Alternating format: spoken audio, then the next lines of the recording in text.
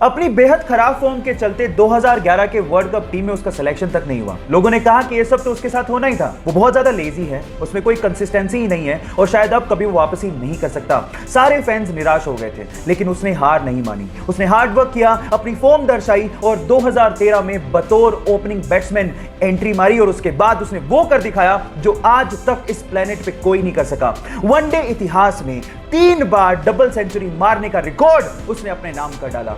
Yes, I'm talking about the hitman Rohit Sharma. Guys, यहां सीखने लायक बात यह है कि आलोचना होगी, आप गिरोगे, लेकिन गिर के उठने वाले को ही बाजीगर कहते हैं। जब 1960 में भारत ने अपनी स्पेस एजेंसी इसरो की स्थापना की तो बाकी देश हम पर हंसकर बोला करते थे कि भारत जैसे गरीब देश को अंतरिक्ष प्रोग्राम्स की क्या जरूरत है। जब हमने रशिया और अमेरिका से सहायता मांगी तो उन्होंने साफ मना कर दिया। हमारा पहला रॉकेट साइकिल पर ले जाया गया और उसे नारियल पेड़ के सहारे लॉन्च किया गया। इतने बुरे दिन देखने के बावजूद भी आज इसरो ने भारत को अंतरिक्ष प्रोग्राम्स में बुलंदियों पर पहुंचा दिया है। भारत 2013 में मंगल ग्रह पर पहली ही कोशिश में पहुंचने वाला पहला देश बना और साथ ही साथ इसरो ने 2017 में एक ही रॉकेट से 104 सैटेलाइट को लॉन्च करके रिकॉर्ड बना दिया और आज इसरो वर्ल्ड की रिनोन स्पेस एजेंसीज में से एक है। So proud to be an Indian.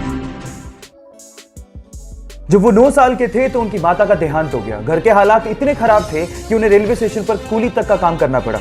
इसके बाद जैसे तैसे करके उन्होंने बस कंडक्टर का एग्जाम पास किया और बस कंडक्टर लग गए। इसके बाद तो जैसे कि उनके अंदर का आर्टिस्ट ही बाहर आ गया।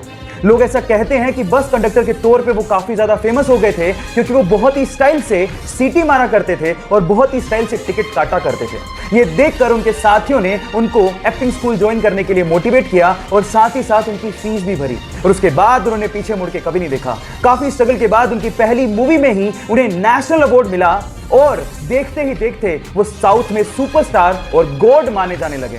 जहां हालात ये हैं कि बाकी एक्टर्स को अपनी मूवीज हॉलीडे के दिन रिलीज करनी पड़ती है, वहीं जब इस सुपरस्टार की मूवी आती है तो अपने आप वो दिन हॉलीडे हो जाता है। Yes, I am talking about Thalaiva Rajinikanth का।